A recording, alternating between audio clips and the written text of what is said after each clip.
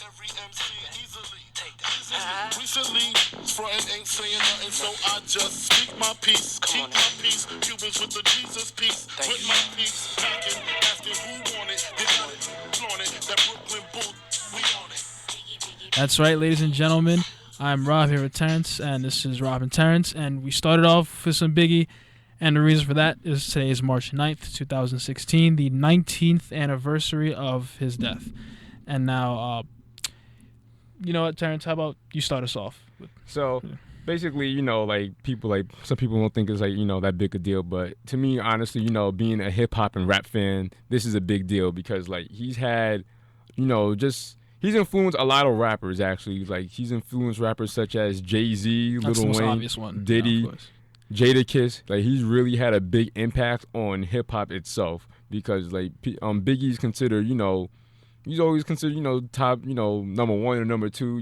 It's always a battle between him and Tupac as the best rappers alive. Well, I said best rappers alive. Well, best rappers of all time, I mean. Yeah, it's fine. So, honestly, I think that really isn't fair because at the beginning, both these guys were like really good friends. They admired each other. But due to guys like Diddy and Suge Knight and, just the labels that they were in that caused them to have beef and then ultimately caused them to get killed, which is unfortunate because Biggie was actually only 24 years old when he was shot and killed in Los Angeles. So exactly. and Tupac was pretty young too when he was shot in Las Vegas year before. Yeah. And I just want to touch on the fact that, they changed both of these, Biggie and Tupac, they both changed, the rap game, like just in general, like definitely. Like compared to like rappers nowadays, these whack garbage rappers that we listen to. A lot of these rappers nowadays are whack and garbage. I will say that too. Yeah, not afraid to admit that really. It's true they don't have any substance to them. And you know what the crazy thing is?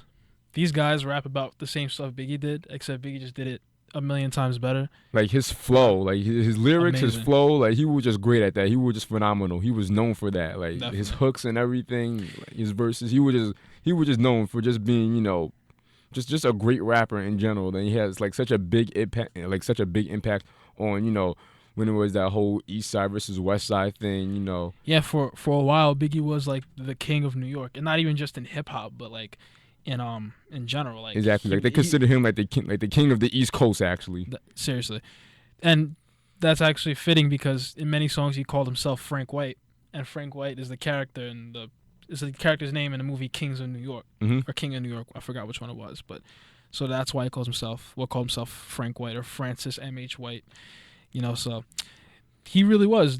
He was the king of East Coast hip hop, and he actually kind of started his own genre, if you will.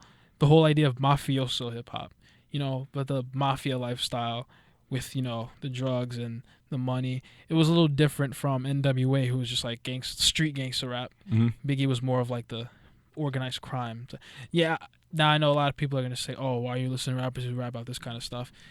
Most rappers rap about that stuff nowadays. Exactly. Like, most of them are going to talk about from going from the struggle to making it in life. That's what most rappers do. That's their motivation right there, actually. Exactly. That's what most rappers nowadays talk about. Kendrick Lamar talks about that. They talk about their woes and like how, either like they were like part of gangs or anything like that, or just the fact that they did drugs or sold drugs in the past. Many rappers do that. Pusha T does it. Schoolboy Q does it. A lot of rappers do it. So it was just known for rappers doing that. Like I said, it's their motivation. It's coming from the heart. It's what they thrive off of.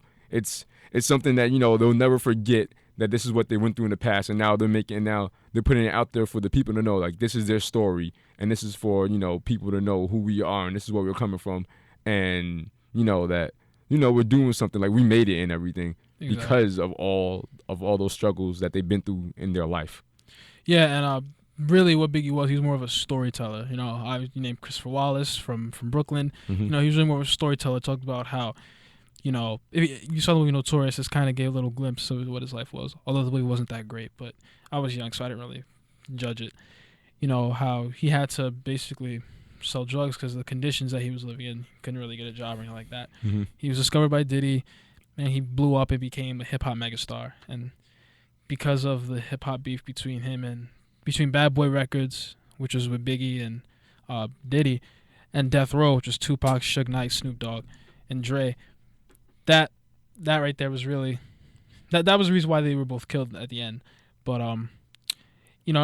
another thing I want to talk about is how it shaped hip hop beef, because Oh yeah, definitely. Because while there was some positives to it, of course there were diss tracks. Diss tracks were nothing new, but I feel like it was also kind of negative because you have rappers die at the end. You don't really want that in hip hop beef. exactly, but they really did define, hip hop beef, with the whole diss track and everything when Biggie came out with, the Who Shot Ya, going Tupac, out to hit 'em Tupac. up, And then, first what's it called? Tupac, he made the song. He made the song what's it called? Hit 'em up. Yeah, Hit 'em Up. Yeah. And then Biggie responded back with Who Shot Ya? Yeah.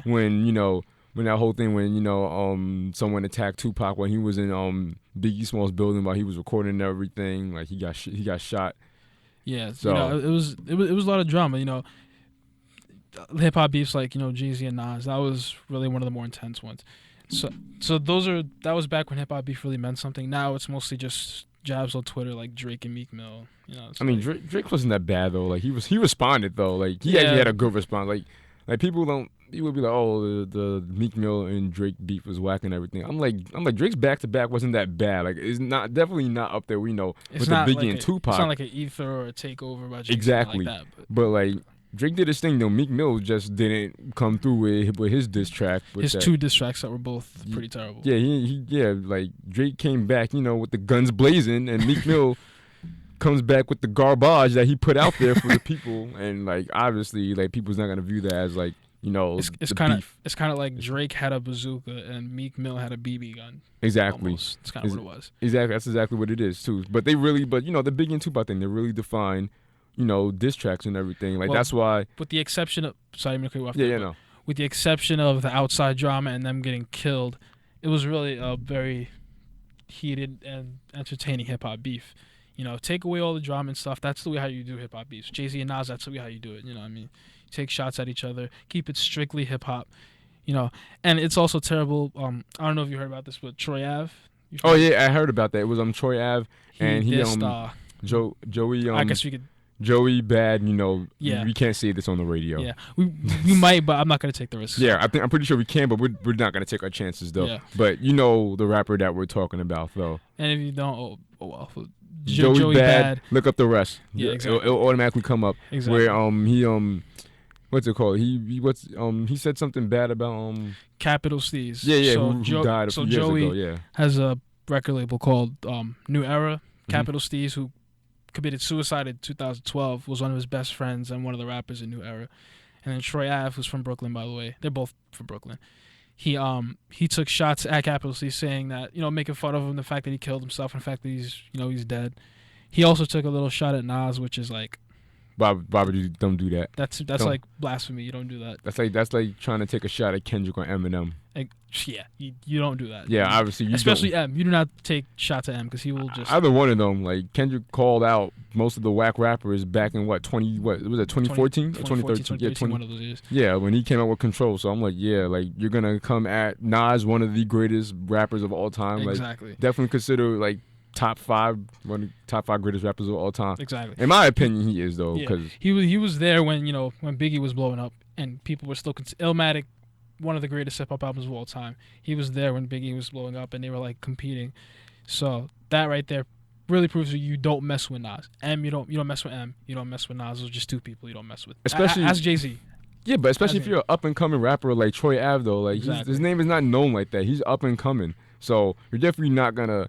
I don't know if he's doing this for publicity to get his name more known. I mean, it's working, but still. Yeah, saying like you got this, like, he's not really an underground rapper though, because he has content out there though. Like people know of him though. Yeah. But like he's not blown up out there. Like he's not like like a Kendrick Lamar or a Kanye West or Jay-Z type of rapper. Like he's still an up and coming rapper though. So you definitely don't want to do that.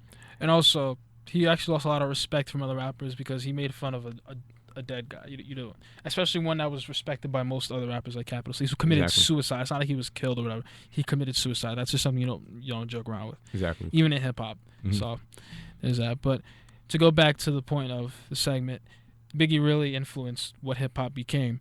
He was really one of the first rappers to brag about, being on like luxury yachts and having the money. Well, I mean, it might have happened before, but not to the extent Biggie had. And so because of that, many rappers kind of are influenced by that style of rapping, and also the mafioso style that Nas adopted, that Jay-Z ended up adopting as well. So he had a really huge impact on the hip hop industry in general. Yeah. So we really just wanted to take note of the fact that, like today was the day of, Biggie Small's death. It's, it's a big thing in, in a hip hop generation, especially nowadays, considering, the people he's influenced and impacted over the years, especially moving forward with rap and hip hop. So we definitely had to take note of that. Definitely. And just to compare, if you're not really a huge hip hop fan, Biggie dying was Biggie in the hip hop world. Biggie dying is kind of like when Elvis died, like to the world of rock and roll, or when John Lennon died to the world of, I guess, pop, call it. So he was that big, and his death meant something. He actually had a huge funeral in Brooklyn today, like a week after he was shot. I don't remember when, but he really had a really huge funeral. So rest in peace to Christopher Notorious B.I.G. Wallace, aka Frank White. The only Christopher that I will respect. Yeah. Shots fired at who. All right, so thank you all for listening, and you want to send us out with a little Notorious if you want? Or? Yeah. What song? It's got a clean version though. Well, I can get that though. What song though? You could continue Hypnotize, really. Continue on with Hypnotize? Yeah. All right, guess we continue on with Hypnotize then. Yep. And I just love your flashy ways. This is why they're broken, you're so paid. All right, guys. Deuces.